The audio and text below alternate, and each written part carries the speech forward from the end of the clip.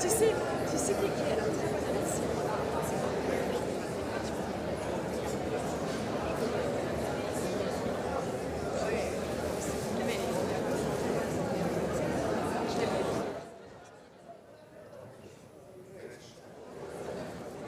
Je pense pas.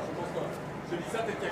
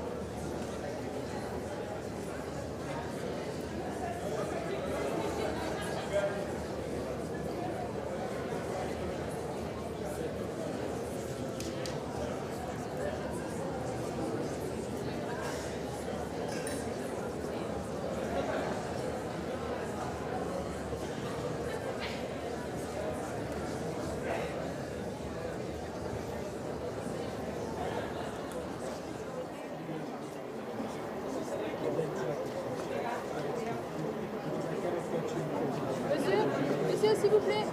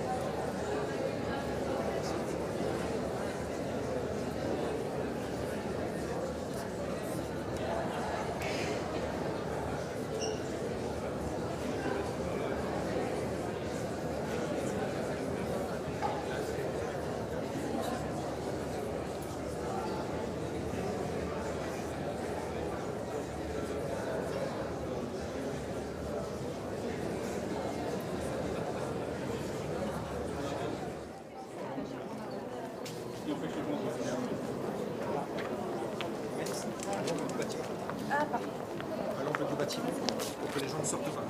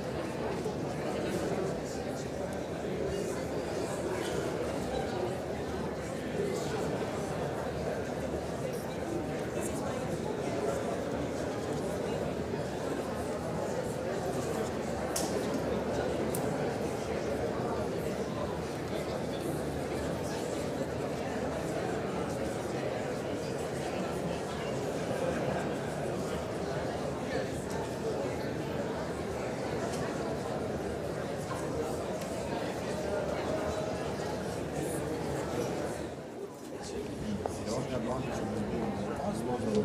was a bar. Good view. People like to go in somewhere, get a drink, get coffee, and it was very popular meeting place. And then they sold it to the European Parliament.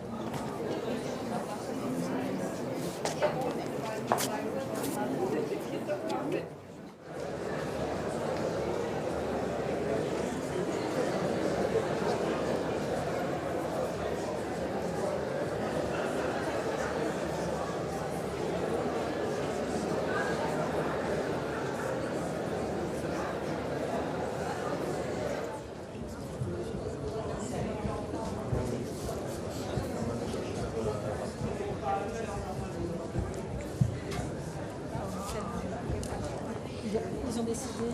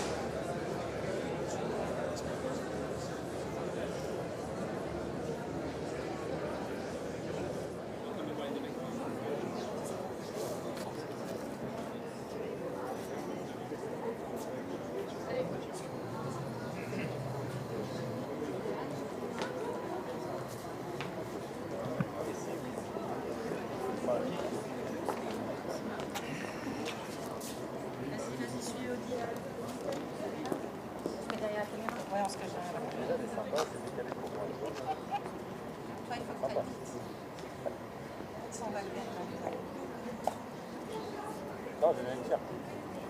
C'est pour toi, hein.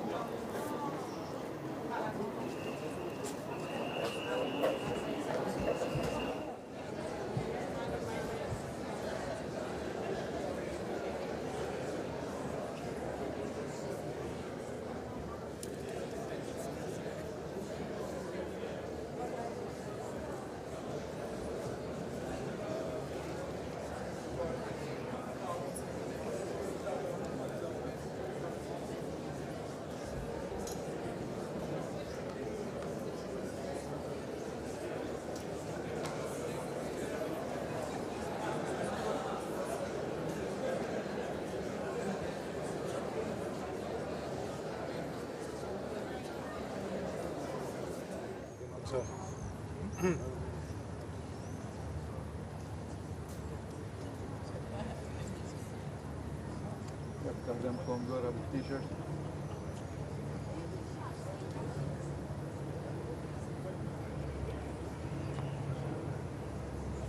دايم يدخل لا جورج وينه جورج وينه دايم يدخل شكلها هي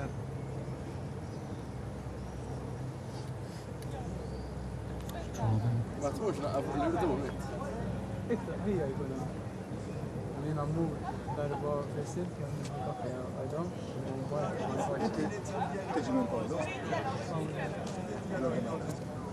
Attention parce que quand t'appuies dessus. Ils sont devant la cour.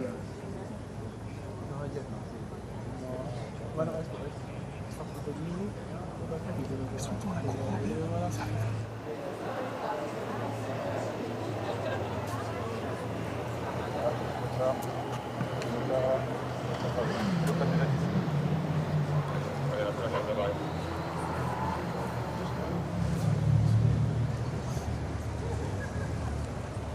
Attends.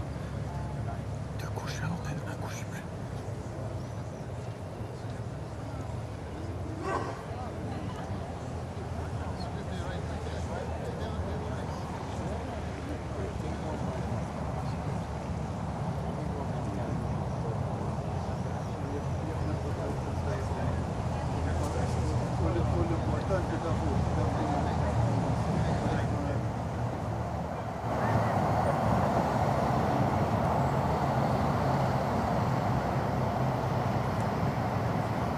J'ai pas vu de drapeau. Hein.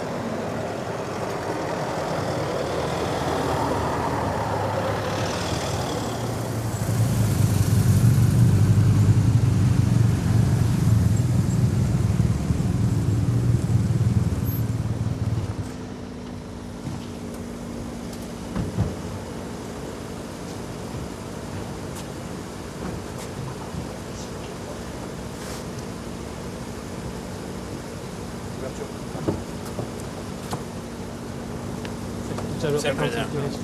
Good to see you. How are you? Thanks so much. How are you?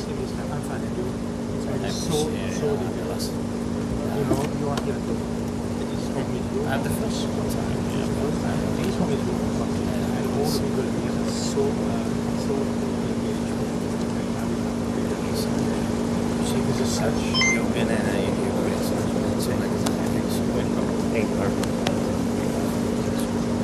Can go ahead. May I introduce you to the Deputy Prime Minister Ian Borg, President of the Council of Ministers. We know each other. Good to see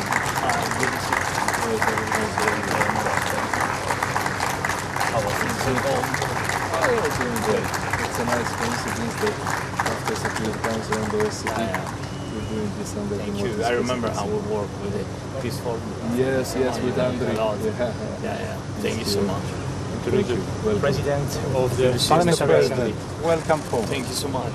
Thank you. You're always welcome. It sounds very... You know that this assembly and this organization stands for your side since the first day until the end. Yeah, it's true. And we hope the end will come soon. Thank you so much. Thank you. Thank you so much for coming. Can go in this direction. We will see each other. Yes, Yes. Okay. We'll have here all the ambassadors from the 46 member states represented. Hello. Good to see you. Hi. Very nice to meet you.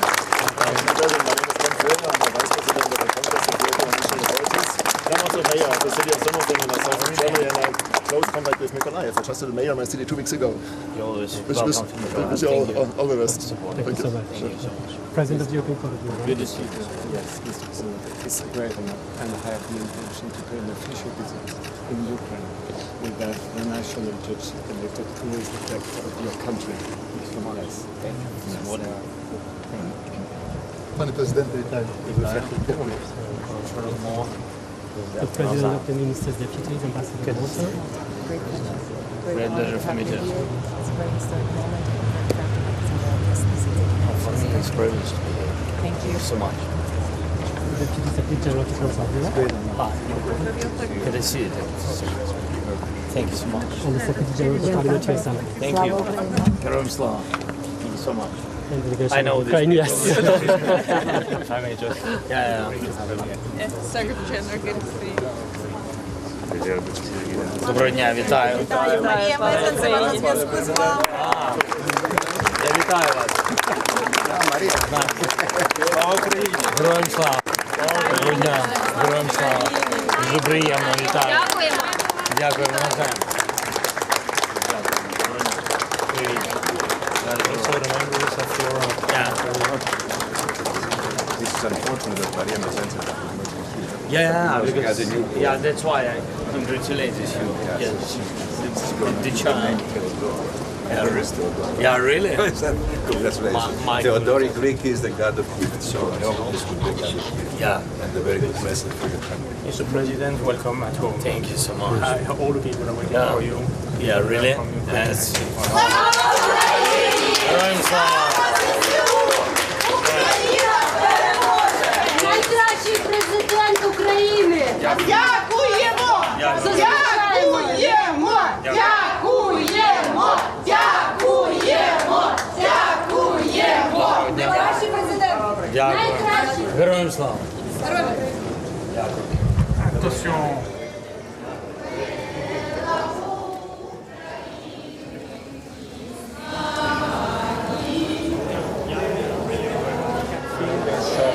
Very strong commitment for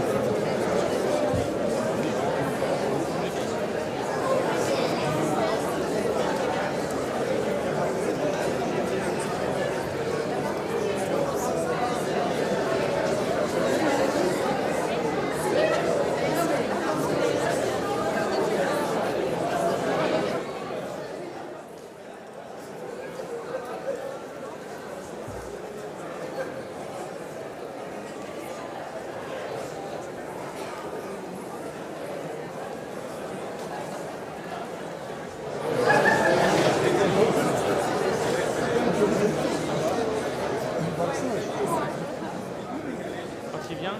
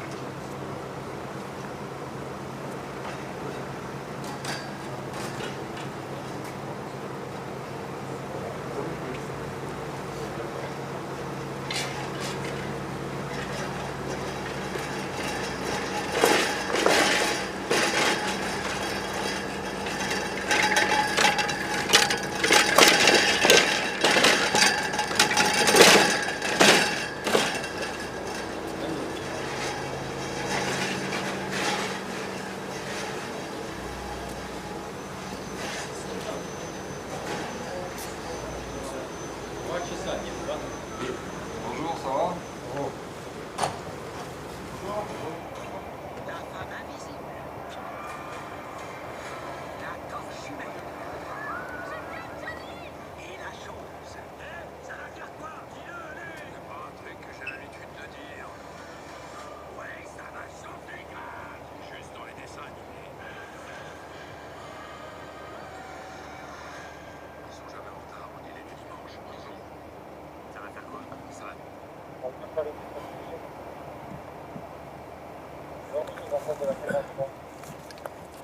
Oui.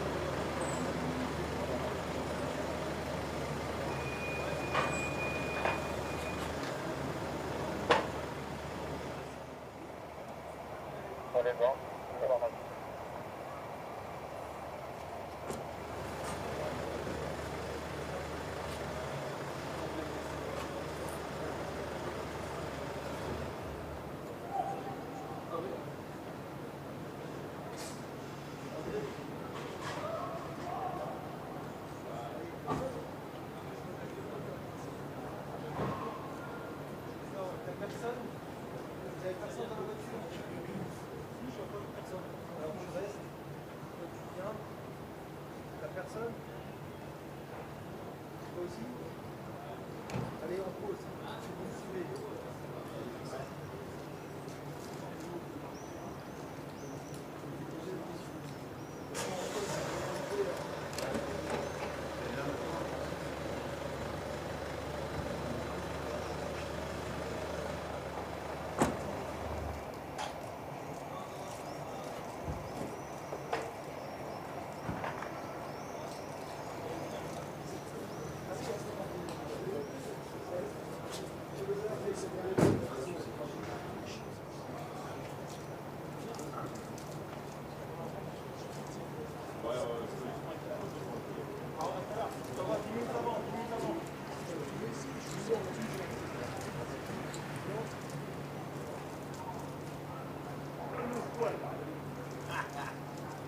Ça, c'est le squal, ça.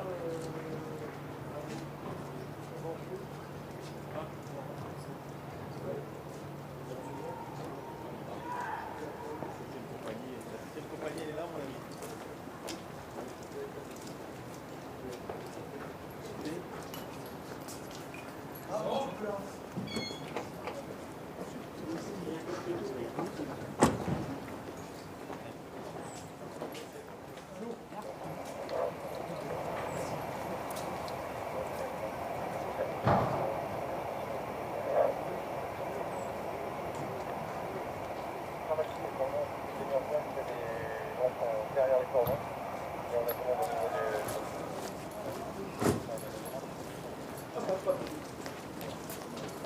J'arrive.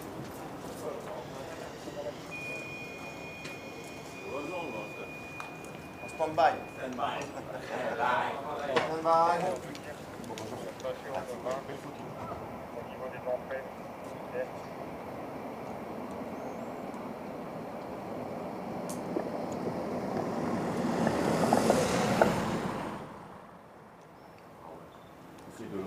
Charlie, tu le rejoins?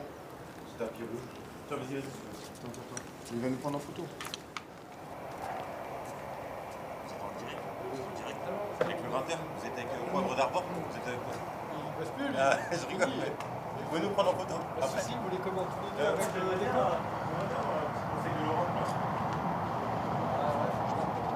S'il vous plaît.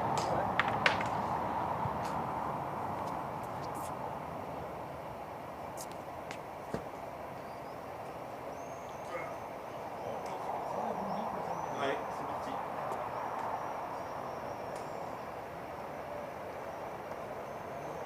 C'est parfait. Je sens. Oui, bien sûr. Une à deux. Allez, une petite à deux.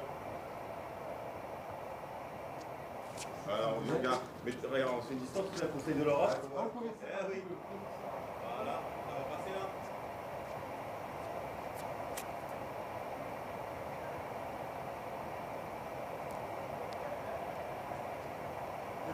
Magnifique. Voilà, là il y a du professionnel. Merci.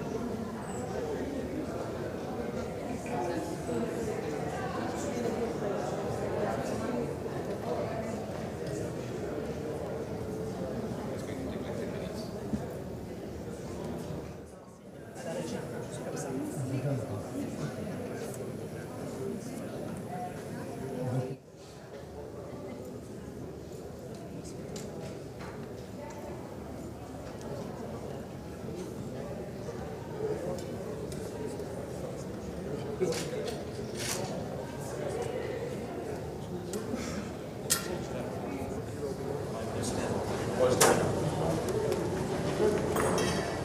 because at the very beginning,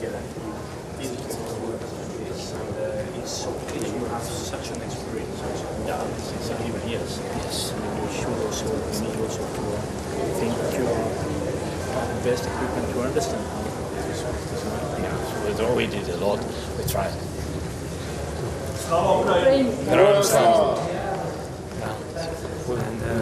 We did a lot. Героям слава! With everybody and to discuss with him to understand what's going on. But I'm really happy today. You are so big, so really. Sure. I don't know how you're able to do this. I tried my best. really. So we go talk now to the.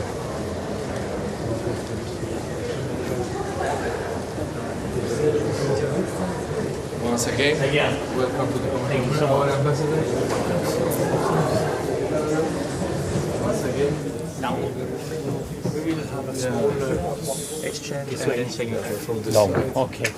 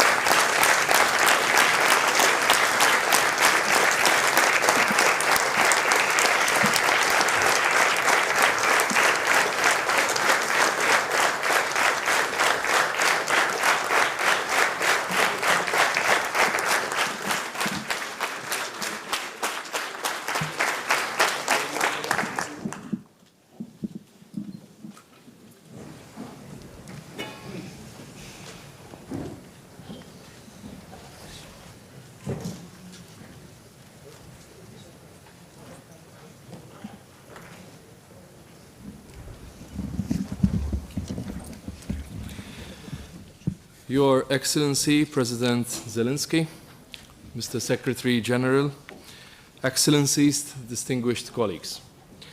It is with profound pride and an unwavering sense of responsibility that I welcome you here today for this signing of the bilateral agreement between the Council of Europe and Ukraine on the establishment of the Special Tribunal for the crime of aggression against Ukraine. This is not merely a signing ceremony. This is a defining moment for international justice.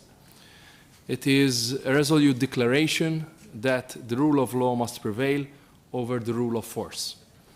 Today's agreement stands as a powerful affirmation of principled multilateralism. It is living proof that genuine international cooperation, grounded in legal clarity and political courage, can achieve what once might have seemed improbable. This tribunal will confront one of the greatest violations of international law, the crime of aggression. And it will do so by ensuring that those who wield power are not shielded by it. They will be held to account, not through retaliation, but through law. Not by vengeance, but through justice administered with fairness and due process. This agreement is the culmination of more than 3 years of sustained legal, political, and diplomatic endeavor. I pay special tribute to the core group, led with distinction by Ambassador Anton Kornievich, whose vision and perseverance have guided this process through 14 rigorous and focused meetings. In this noble pursuit, the Council of Europe and this very Committee of Ministers has stood firm from the very outset of the war. As the preeminent guardian of human rights, democracy, and the rule of law, there is no institution better placed or better suited to lead this historic undertaking. The Council's swift, principled, and unwavering response has reaffirmed its enduring relevance and moral authority in Europe and well beyond.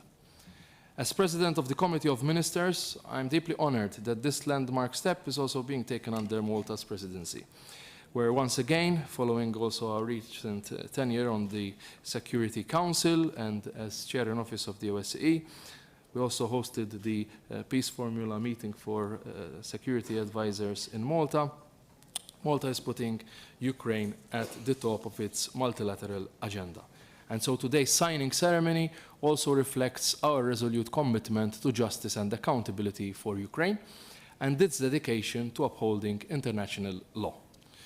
President Zelensky, we all draw strength and inspiration from the extraordinary resilience and courage of the Ukrainian people. And today we reaffirm our solidarity, not in words alone, but in concrete action.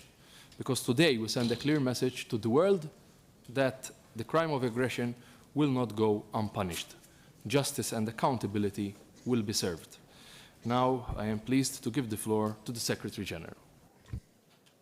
Thank you, dear President Zelensky, ministers, President of Peace, ambassadors, ladies and gentlemen. Dnipro, another strike, another crime. This is Europe's largest war since the Second World War. And this war did not begin last week. It did not begin this year. It is relentless, senseless, lawless, and it is escalating. As new strikes intensify and global attention shifts elsewhere, we cannot hide. We cannot hesitate. We cannot look away. Dear President Zelensky, your presence here today in Strasbourg, at the height of the war in Ukraine, sends a very strong message that reaches people far beyond these walls. As Ukraine's men, women, and children continue to suffer, it tells Europe and the world that law must speak louder than the bombs, that the arc of history bends toward justice, and that this Europe, 46 nations strong, will write its own destiny. We always have the choice. We can treat aggression as a politics, not a crime. We can let those who planned and launched the war in Ukraine walk free. We can let global attention drift and pretend that Europe's security and Europe's values are not on trial again. But that would be the wrong choice. Ukraine did not choose this war. Russia did. And from day one, the Council of Europe rose to the moment. We, the wide European family, excluded Russia. We, at the Council of Europe, created a register of damage with more than 30,000 claims and counting.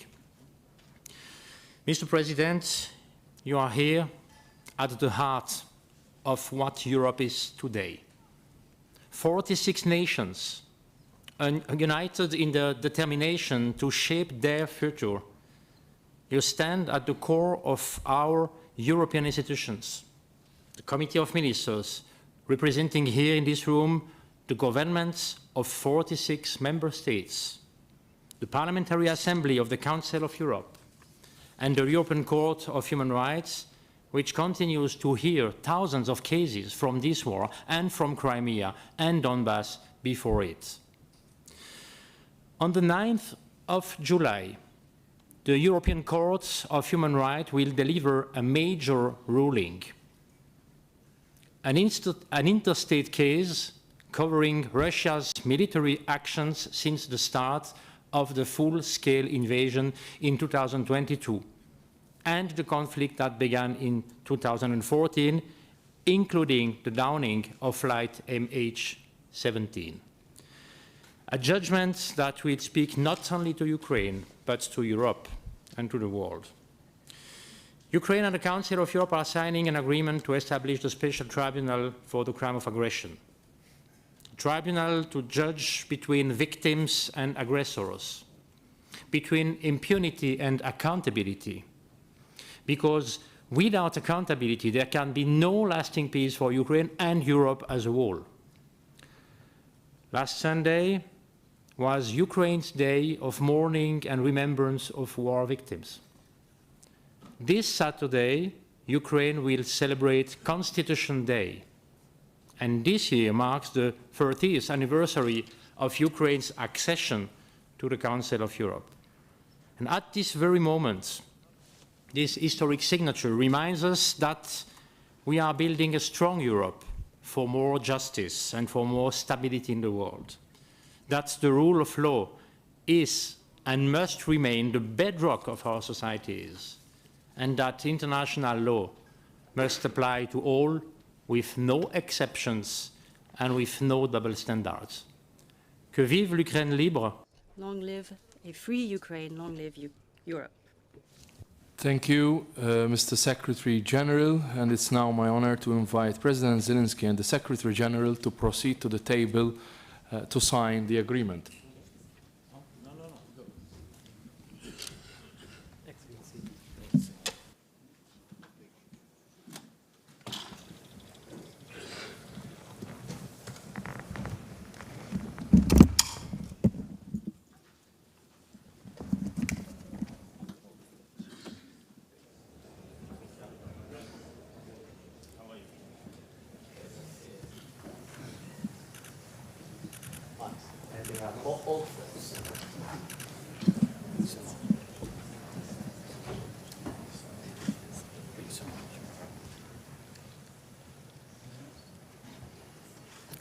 Ladies and gentlemen, His Excellency Mr. Volodymyr Zelenskyy, President of Ukraine, and Mr. Alain Berset, Secretary General of the Council of Europe, will now sign the agreement between the Council of Europe and Ukraine on the establishment of the Special Tribunal for the crime of aggression against Ukraine.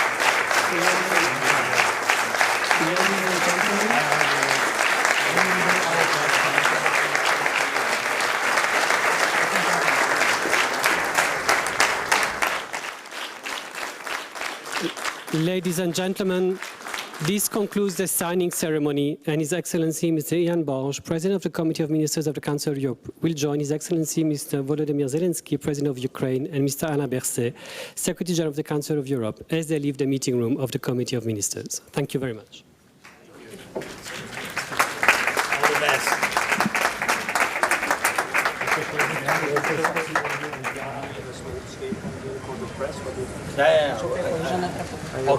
Yes, yes.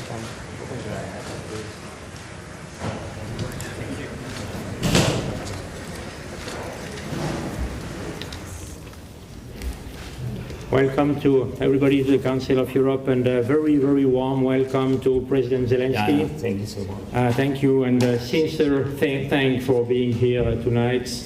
Mr. President, you know that this house is your house and the house of the people of Ukraine.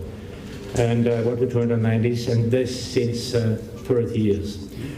When we meet at a critical moment in our collective support to Ukraine, support for justice, support for the fight against impunity, so that order and the rule of law prevail. And together with President Zelensky, we have signed a bilateral agreement between Ukraine and the Council of Europe. Today's signature is a decisive step toward establishing a special tribunal for the crime of aggression against Ukraine. What comes next?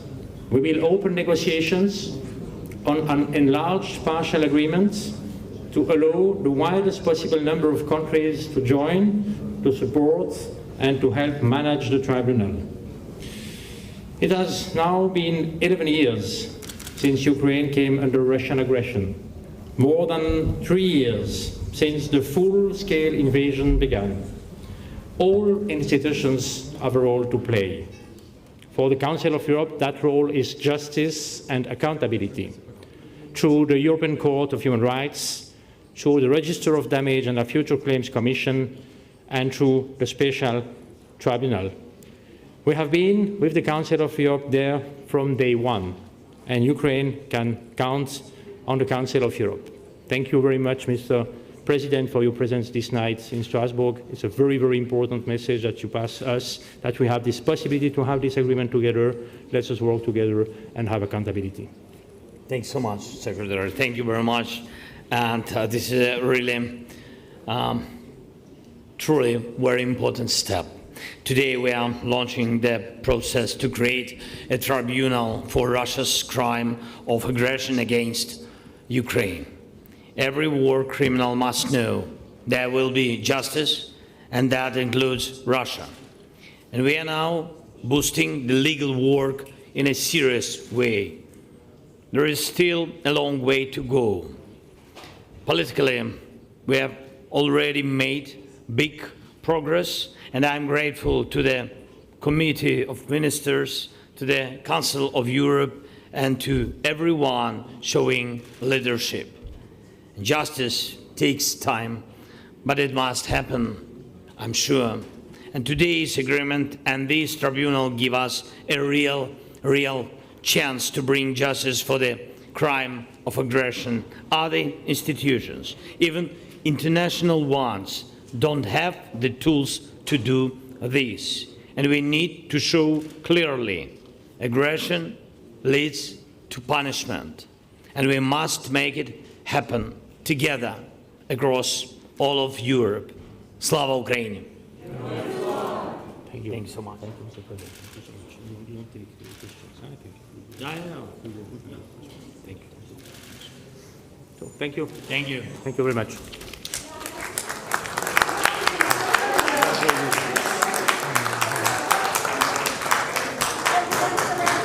Sorry.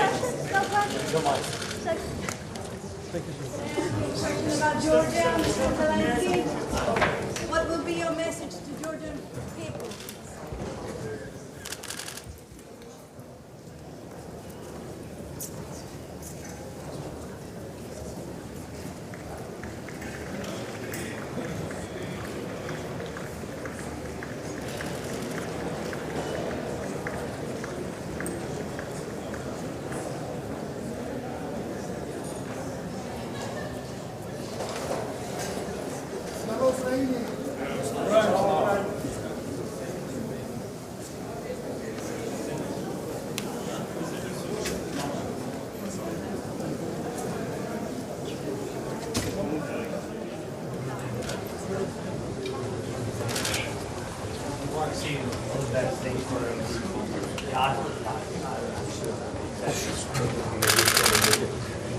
Thank you. Thank you.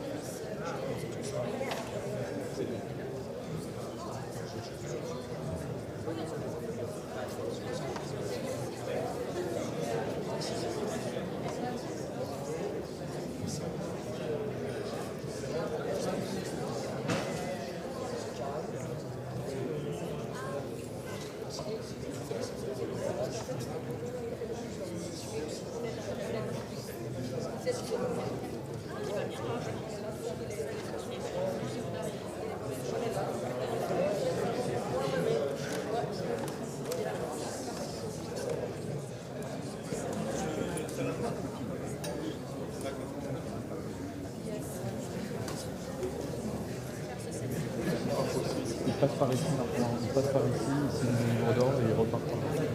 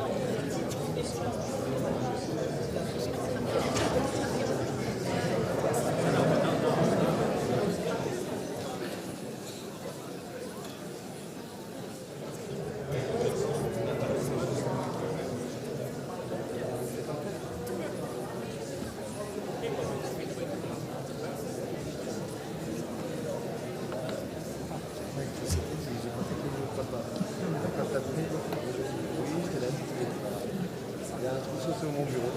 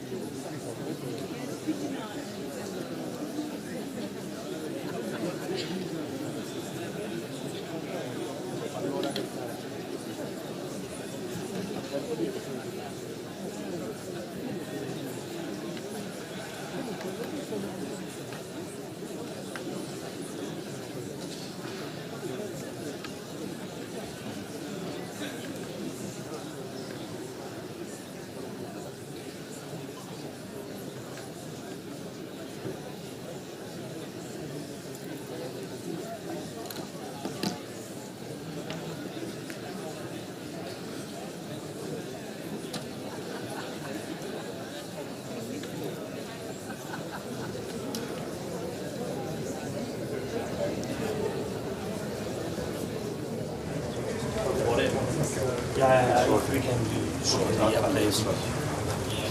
Thank you.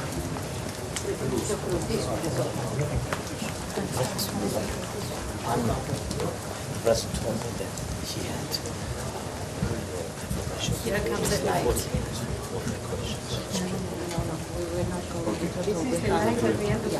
You will receive questions only from the leaders of the five. Okay, good. And Yeah. then we will finish. Thank you.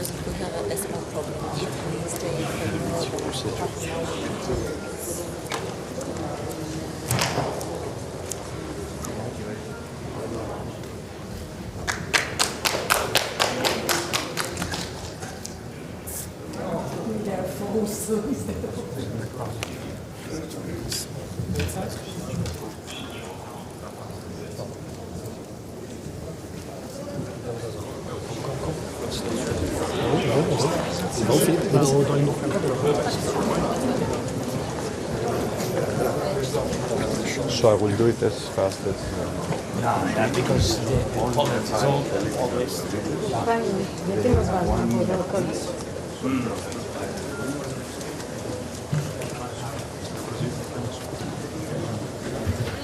Son Excellence, Monsieur Volodymyr Zelenskyy, président de l'Ukraine.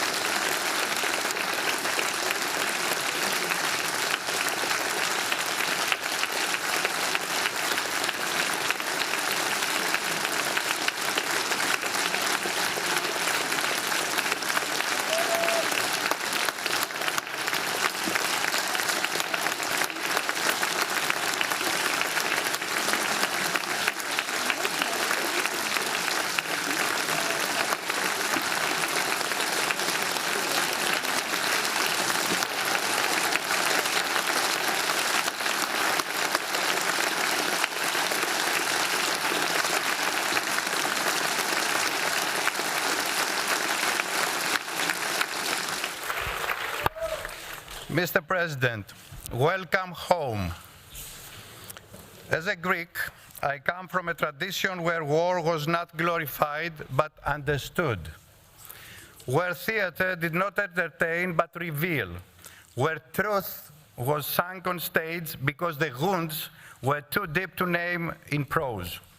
And so, I turn to the voices of our ancient dramatists, those who 25 centuries ago knew what we are once again forced to confront today. Euripides wrote, "What else is war but the suffering of the innocent?" Sophocles warned, "The long day presses hard on the heart of the brave." And Aeschylus, who fought at Marathon, told us we must suffer in truth. These are words and not relics. They are today the daily reality of Ukraine. For over 1,200 days and nights, the people of Ukraine have endured not only explosions, but the silence that follows. Not just losing your home, but the quiet pain of seeing the world scroll past horror. They live in nightmares, and among those nightmares, one stands out as the most dangerous: that the world might become accustomed to this war, that a full-scale invasion of a sovereign state becomes normalized, that war crimes become invisible, that suffering becomes business as usual. But this assembly, this council, was created to stand precisely against such moral erosion. This assembly took the initiative through a long and difficult session in which I had the privilege to participate to expel the aggressor from the Council of Europe. To this day, we remain the first and only institution globally to have done so. The Special Tribunal is an idea born in this hemicycle. And today, Mr. President, we place a few quiet signatures on paper. Simple gestures, almost routine, but they carry the weight of a continent and the voice of a people who have suffered in silence. This agreement is more than a legal document. It is a forge. It is where law meets memory and where steel meets justice. You, Mr. President, were not born in a palace or a capital. You come from Kriviri, a city forged in the heat of mines and metallurgy. There people know what steel is, not just as a material, but as a character. And here in Strasbourg, a city that once lay on the front lines of Europe's wars and now hosts the instruments of peace, still become statues. The ink that flows today is not soft. It is tempered like iron by courage and memory. The Greeks taught us a timeless lesson. First come hybris, the arrogance of unchecked power, followed by atis, blindness, when impunity masquerades as strength, until nemesis restores balance, not through vengeance, but by setting limits. Above all stands justice, not as a punishment, but as a memory, as law, and as the true beginning of peace. It is why they founded Arios Pagos, the High Court for crimes of blood. There where law replaced vengeance. Reason spoke louder than rage. Justice, as a goddess, walked silently, a silent but unstoppable force of history. Today in Strasbourg, we echo the spirit of that sacred court. We say together that aggression is a crime, that sovereignty is not optional, that truth matters, and that justice is not the end of the war. It is the beginning of peace. Because where there is no justice, there can be no closure. And where there is no justice, nemesis waits in silence. Mr. President, I now invite you to address our Assembly.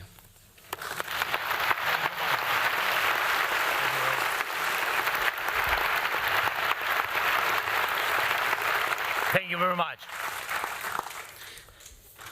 Slava Ukraini! Glory to Ukraine, glory to heroes. You said, welcome home. Mr. President, Mr. Secretary General, Madam Secretary General, honorable members of the Assembly, dear friends. First of all, thank you for supporting us, supporting Ukraine. Your support has been strong, clear, very important. In many ways, you have shown real leadership. Your clear political positions calling Russia's actions a crime of aggression, supporting a just end to the war, and rejecting any attempt to legitimize the Russian occupation of our Ukrainian territories have helped shape the political response of all of Europe. You have set the standard for every democratic nation across the continent. Thank you for that. Thank you. Since, yeah, please.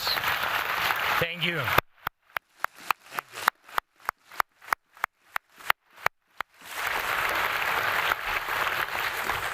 Since the start of the full-scale invasion more than 3 years ago, the Parliamentary Assembly of the Council of Europe has adopted almost 30 resolutions in support of Ukraine. The Council of Europe was the first major international organization to expel Russia for its aggression. You made it clear the attack on Ukraine is an attack on all of Europe. And that's exactly what it is. It's a war against our shared way of life, a way of life that changed Europe for the better. Europe was once the source of many bloody wars and brutal ideologies that caused huge suffering, not just here, but around the world. Not long ago, in just 1 century, Europe brought itself to ruin, and brought it twice. The devastation was total both times, but Europe learned its lessons. It rebuilt itself as a continent of peace. And today Europe helps others find peace and recover from tragedy. It defends international law and human rights around the world. Europe also shows the world how nations can respect each other even after a difficult and painful shared history. And these achievements didn't come by accident. They are not only the result of political will or public opinion, though those played a huge part. These changes also came from the right choices by leaders and the sincere beliefs of people across Europe. And of course, they are also the result of the work of European institutions like the Council of Europe and this Parliamentary Assembly that unite the continent. And importantly, they are also the result of Europe's commitment to justice, to holding evil accountable not just by force, but by law, by courts, by verdicts based on proven guilt. And we all remember that tribunal that brought justice after the horrors of Nazism. And the world will never forget Nuremberg years later, when hate and war returned to part of Europe. Another tribunal was needed, this time for the crimes in the former Yugoslavia. And again, Europe and its partners made sure justice was done in The Hague. Now we need the same for Russia's aggression against Ukraine. This crime must be judged clearly and fairly. The world needs an honest historic verdict, so everyone responsible for this war must be held to account. And not just because of what we all see happening in Ukraine, but through a proper legal process. It was here, in this assembly, that the first call for such a tribunal was made. The idea was endorsed here, and now it's gaining real support from partner countries in Europe and beyond. And I also want to thank the members of the Committee of Ministers who took a vote and supported the decision on establishing the Special Tribunal. Thank you. And yes,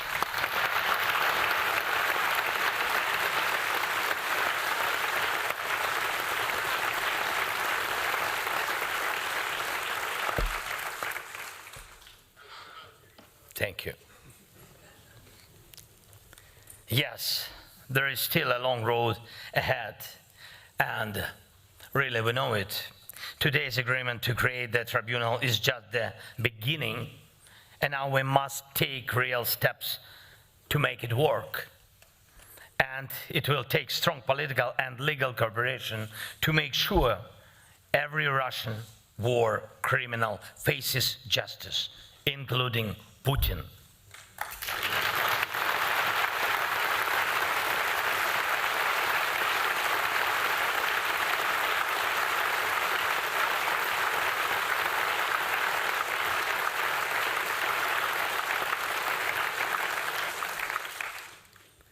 And this is the path we must walk all the way to real charges and real verdicts. And I urge you to stay involved and keep leading, just as you have done so far.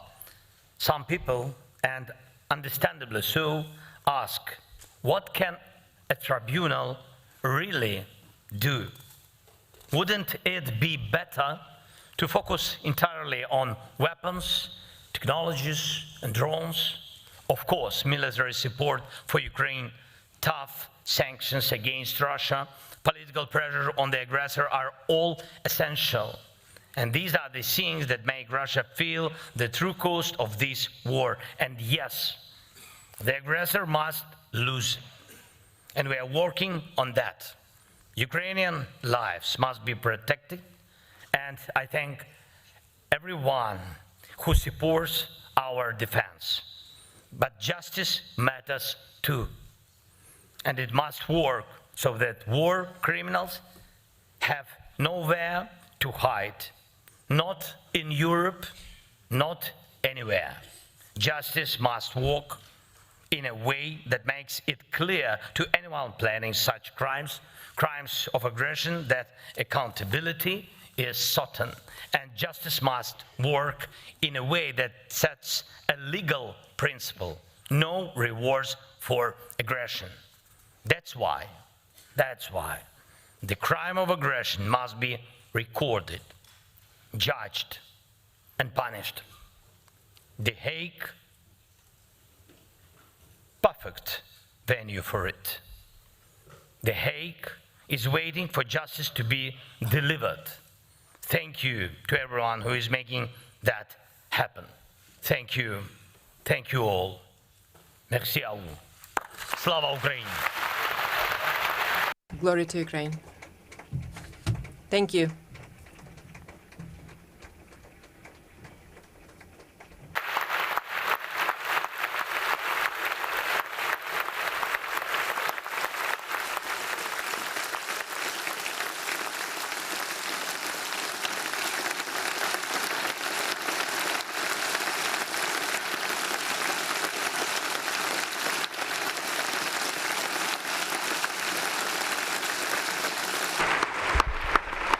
Thank you, Mr. President. Thank you, Mr. President. Dear colleagues, President Zelensky has agreed to answer questions as the procedure is in this assembly. I will start with the leader of the Socialists, Greens and Democrats, Mr. Frank Schwabe. Frank, you have the floor. Mr. President, dear Mr. President Zelensky, thank you very much for your speech, and thank you very much for your leadership, not just for Ukraine, but to be an example for all the countries in the free world. I would like to assure you the full support of my group, of the Socialists, Greens and Democrats, for Ukraine and for your work. And let me say, I really want to say you can be very proud on your members of the Verkhovna Rada here, who are here in this assembly. They do their very best to support Ukraine from here, whether they are from your governmental party or whether they are from the opposition. And I hope, I know it's a difficult, very difficult time for yourself, and it's a not easy day for you as well. I hope you feel the strength from this parliamentary assembly to support you and Ukraine. I would like to ask you a question, and I know for some people it sounds strange on a day like this where you lose so many lives. So how is the situation of rebuilding in the country? I know it's important for you to give hope in rebuilding already. Where are we now, and how we can increase the pace of rebuilding Ukraine? Slava Ukraini. Thank you, Frank. Dear President, would you like to respond?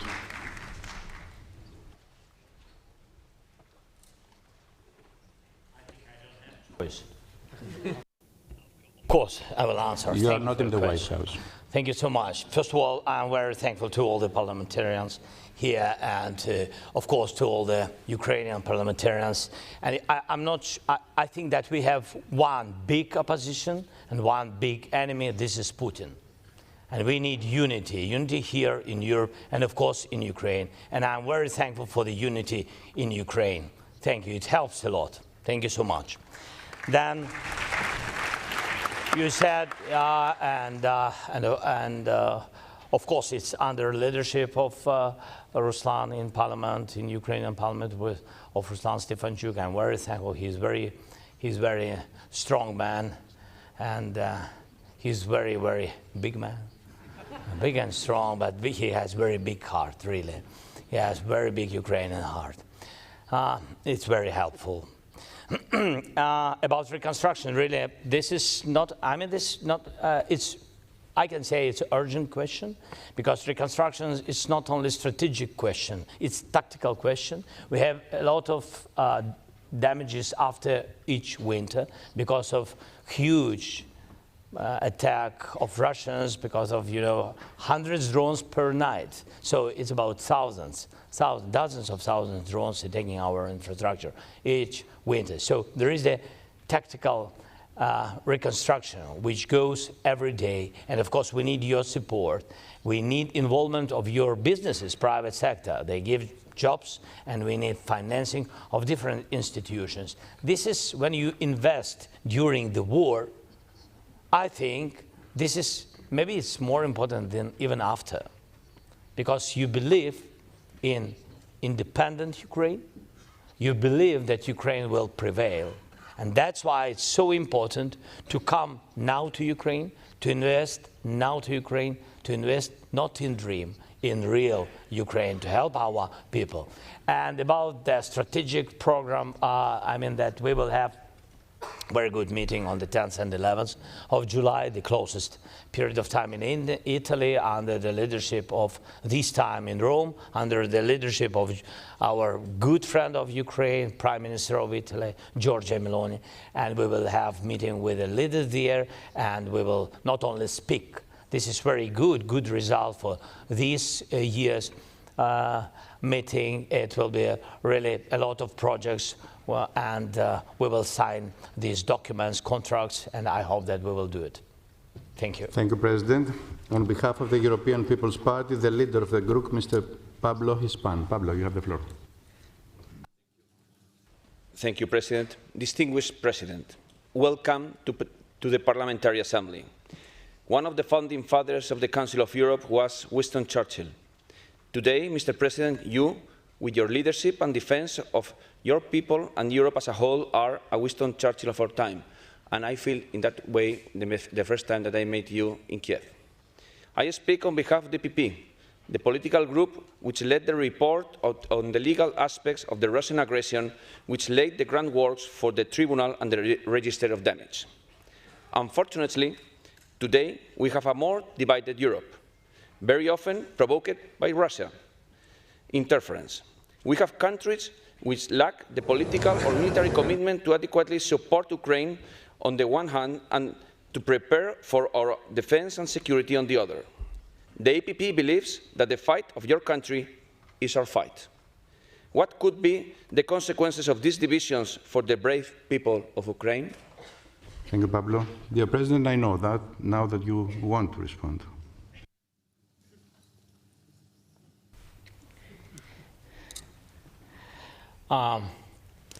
So this is, I mean, it was from the very beginning. This is a goal of Russia.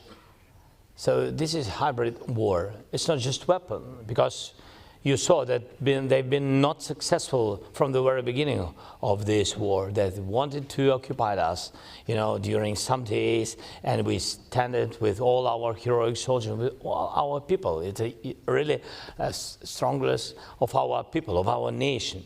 But what was the most important? The unity.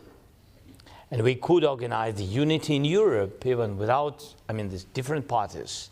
Yes, but with different views, but with the same values. And I think this is the question of values, this unity. And Russia is targeting, yes, by using social media, TV, different kinds of media, but also hybrid attacks and cyber attacks, a lot of different things. These are instruments in the hands of Kremlin. What we need, not to lose this unity. I began from these words, and I really address it to you. And we need unity in Europe. First of all, it's our continent of real humanity, real freedom. And of course, for Putin, it's quick steps to divide all of us. And of course, if he will prevail in this, in dividing Europe, he will occupy all these values and destroy all these countries. It's not only about Ukraine. I think we between us, I think we help a lot Europe today. And really, the price is very high. We pay this price. We are very thankful to all the countries, all the participants of this fight. But we really pay a lot. It's our Ukrainian losses. It's broken families, destroyed lives. And that's why we need from you big unity. You are much more stronger than Russia. They're alone, really alone. Repeat it each day. Thank you, President. Thank you. Thank you.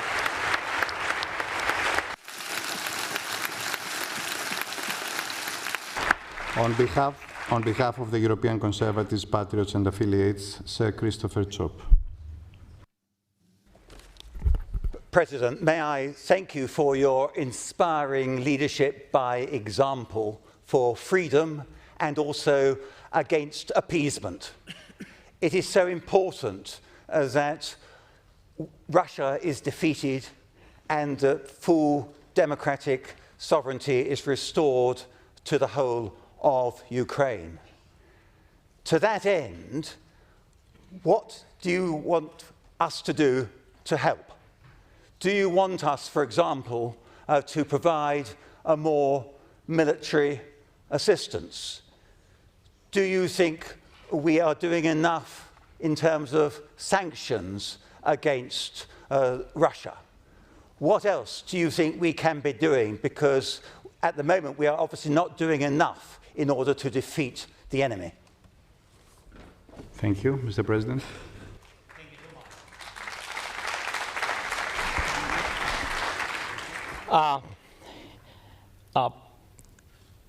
It was an important signal from the very beginning of full-scale invasion, your support. Yeah, political support, yes, but it's steps, you know, one by one.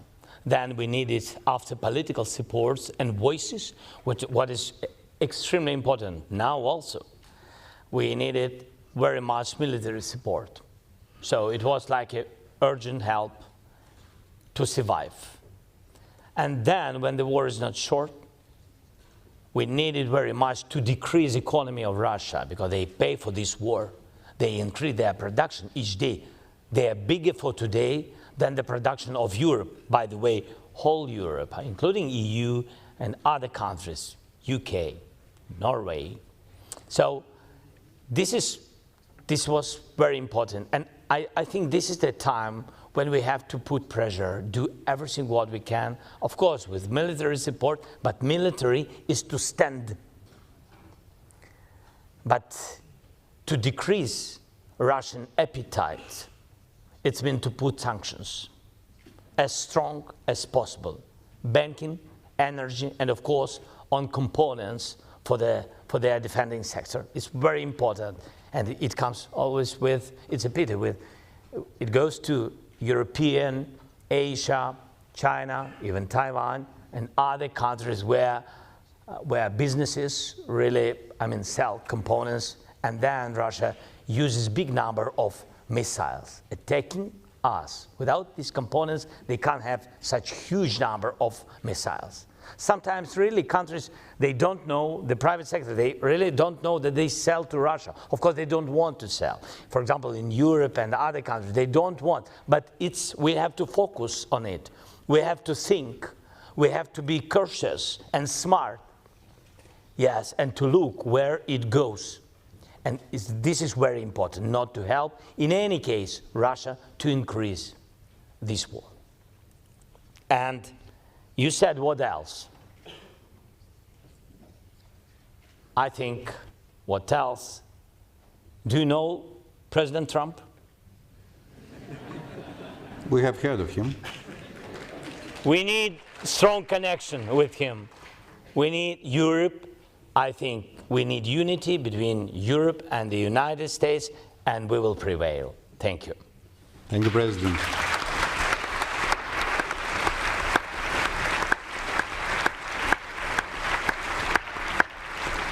And now, on behalf of the Liberal Democrats, the leader of the group, Mr. Julian Boulay. Julian. President Zelensky, you are the great defender of the free world and of Europe. And we've been talking about you so many times. We've been following you, fighting for your country, and also for the sake of the whole European human rights protectors and rule of law and democracy. And it's fantastic to see you here. I'm very privileged that I can address you this question on behalf of the Liberal group, and where, by the way, most of the Ukrainian delegation are sitting. And I'm very privileged that they've entrusted me with this task. Also, on behalf of all the Romanians, I want to thank you for keeping away from our borders, Romanian borders and Moldova's borders, the Russian troops and tanks. That is so important, and we owe it to you. A big thank you.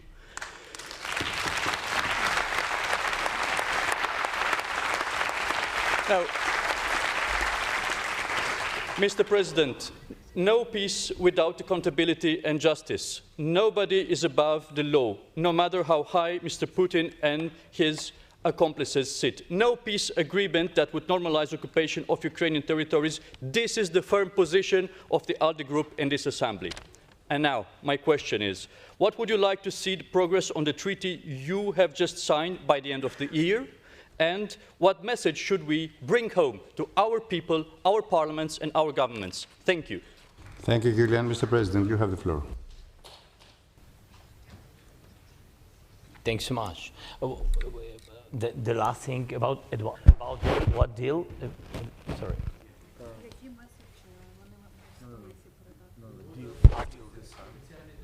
After tribunal talking. Next steps. Better to provide it this century, I think. This is, I think, the main signal. What can I say? This is a big. First of all, this is a very strong instrument, and I mean, this we need judicially, and I think that this is really the first time such strong judicial recognition, yes, that crime of aggression, and that's why this is a very important step. What we need, you know, not only words and not only signatures. This is great, but this is political win. But we need real, practical steps. And that's why we will need all the parliamentarians of all the participants here, all the countries, all our family, European family, yes. And I think we have, yes, to do it and to bring, I think, to bring peace closer. And this is one of the instruments which can help, yes. And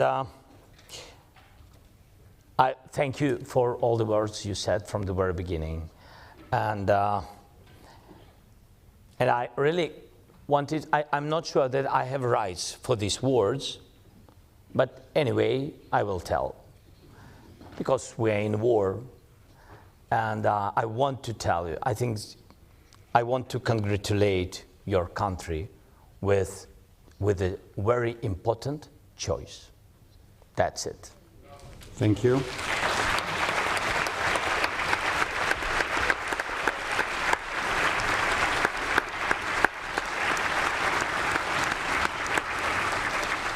On behalf of the United European Left, the co-chair of the party, Laura Castel. Laura. Thank you, Chair. Mr. President, thank you so much for your speech and welcome to this Assembly. As you know, we stand in solidarity with the Ukrainian people during all these challenging and devastating times. And the Ukrainian people and our continent deserve peace. On the one hand, what is your vision for just and lasting peace settlement? And for the other hand, at the same time, Mr. President, we also believe that even under martial law, people deserve safeguards of their human rights, democracy, and the rule of law, in compliance with the recommendations of the Venice Commission.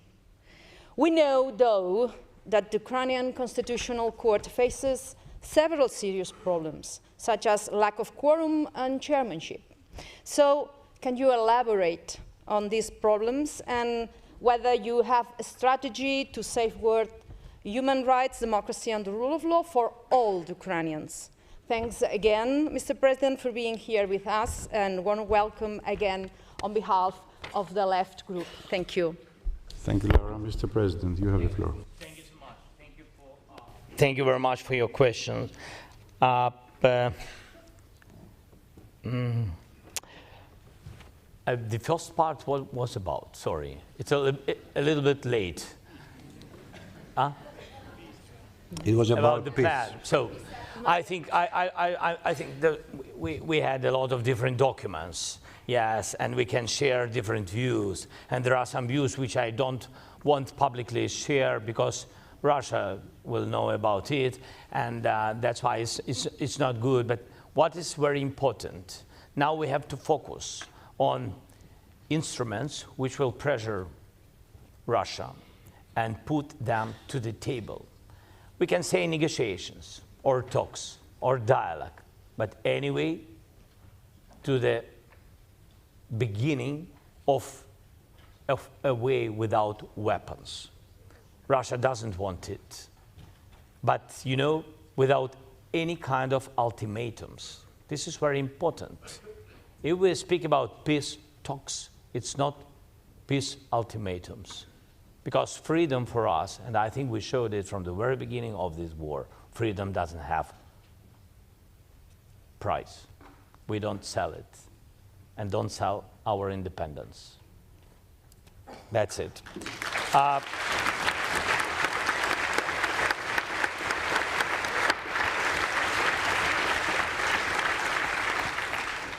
Really to save what he wants to occupy it. This is Ukraine, but this is more about not only territories, it's more about identity. It's more about philosophy, more about freedom, really. And I think he won't destroy it, because without Ukraine, I mean, he wouldn't be able to build the empire. He needs bases, and he needs Ukraine. We don't sell Ukraine. Mr. President. About Constitutional Court, yes, about Constitutional Court, I know that, I mean that, so we have some questions with it, but we will manage it. Good. Thank you. Mr. President, we may have offered you just a cup of coffee, but I believe a lot, Greek coffee, yes. I didn't mention it because I said a lot about Greeks in my country, so, and I believe some hope, but be sure a lot of support, and a support that it is unconditional. Only the conditions of democracy are being served here. Thank you so much for being with us. It is an honor. Dear colleagues, the Assembly will hold the next sitting tomorrow. The sitting is adjourned.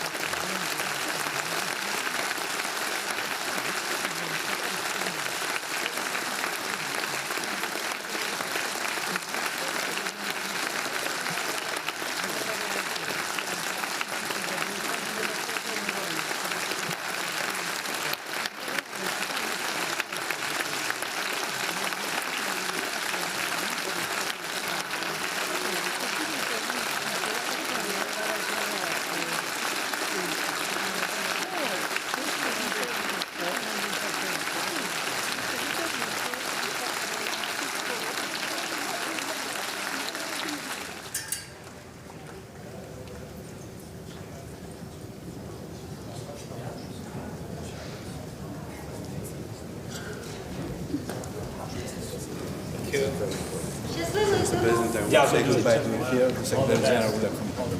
Thank you so much. Thank you so much. It was an honor. Thank you. Come with you. Thank you.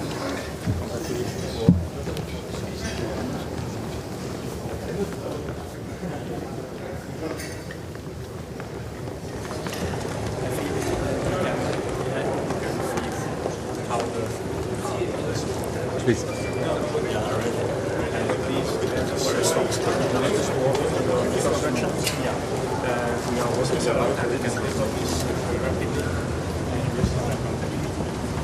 Your visit is very strong. I'm very if I may just yeah, really.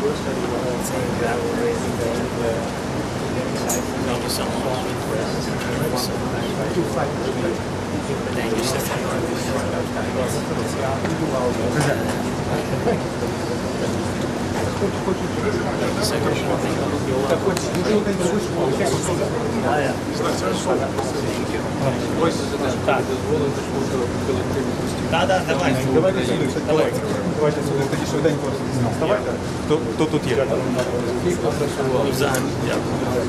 Вітаємо. Три руки не просить. Дякую.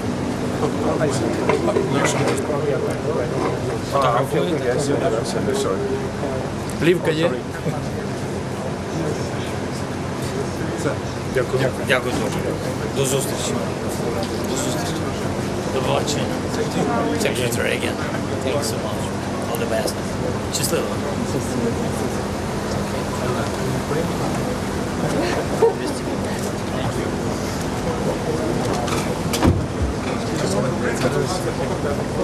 Давайте в машину.